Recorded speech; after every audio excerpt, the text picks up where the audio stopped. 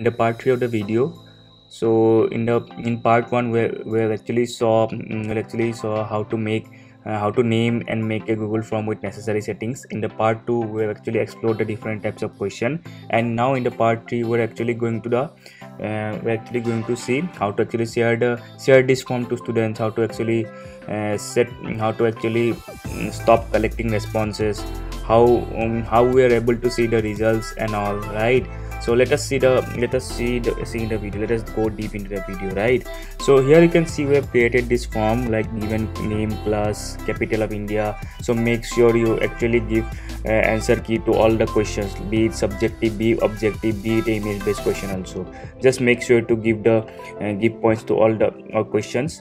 But Google will do auto grading only in MCQ, only in multiple choice only, right? So whenever you give multiple choice, be sure to click in the answer key and click on the correct answer and give them points. In here 2 points, we have assigned 2 points, and click on done. So here you can actually see, so right after a student clicks New Delhi, Google will automatically auto grade like this is a correct answer, right?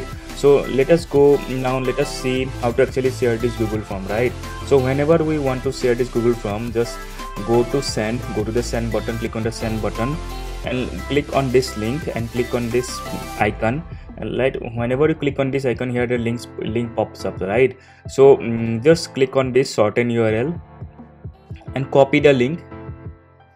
See here, copy it to clipboard and then share it to students. Suppose in this video I will be showing you like how a student will actually get the link and what he or she will see.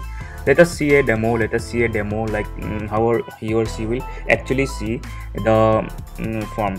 So a student will actually type, just copy paste the link you have provided. Suppose I am in here, I am the student. So let me fill up your form. Let me fill up this take this English test. Okay, so here is my email address, name, class, capital. Suppose here I have given Islamabad. What is noun?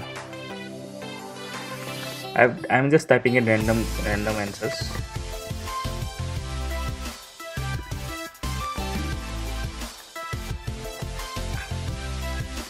So here I am giving a image. Let me give a random image.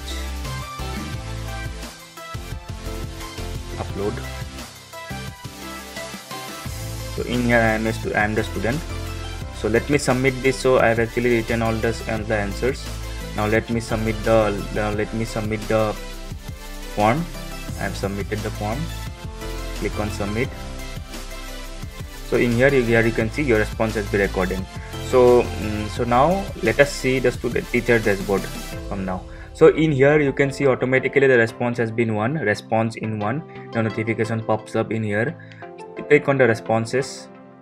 And here you can see the summary, like how many of students have attempted the particular question, the frequently mixed question, the scores, right? So here you can see the different types of scores, like which of them have gotten how much score, right? So here you can see the responses. So let us go to individual and actually mark our student, like whether he has we have actually grade each question, right? 5 like 5 marks, 6 marks, right? So let us actually manually review our students answer. Now here you can see what is the capital of India. Google automatically said that Islamabad is the wrong answer. Correct answer is New Delhi, as here you can see. So here you can see 0 points. The student has got 0 out of 20. Now let us see the manual. So here you can see what is noun. Google is automatically saying this is the wrong answer. But here, as we have actually enabled the manual review, here in the settings we have actually enabled the manual review. Here you can see, like turn later after manual review. So here you can actually review this question and actually mark this answer. Suppose he or she have written this question part right, part wrong. So we are giving this 2 points. Now just click on the save button, and here you can see 2 points, as we have given 2 points to the student, right? So now let us go. What is photosynthesis? Here the students have written a good answer. Suppose we have actually given this is 4 points. So here you can see the mark automatically adds up, right? So solve this. Here you can see the student actually solved this question. So let's save this question. So now here you can see a student had got 11 out of 20, right? So so in here you can see you have actually manually reviewed our questions, but here you can see Google had already given this question as wrong, but don't worry about it. So don't worry about it. You can actually manually review. So it's not an issue.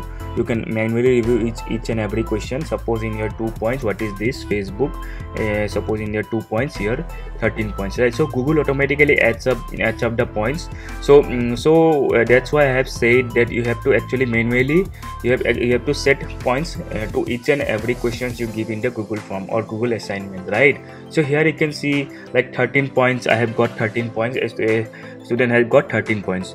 So here you can see the responses. Here a student have got 13 points. Here you can see all the responses, all the summary. Here you can see the questions. Here you can see the questions like name. So which student have question, right? The right question. You can see the types of questions, summary, right? So so now this is the teacher dashboard. Now what I'm going to show you. So if you are willing to decorate your Google form, so go in the customize theme option and you can actually decorate the Google form according to your wish. So this is just the add-on you can do. It's up to you if you want to do or not. So there are some preloaded themes, so you can click on this theme and insert. Click on insert, and here you can see the preview. Let us click on the preview button.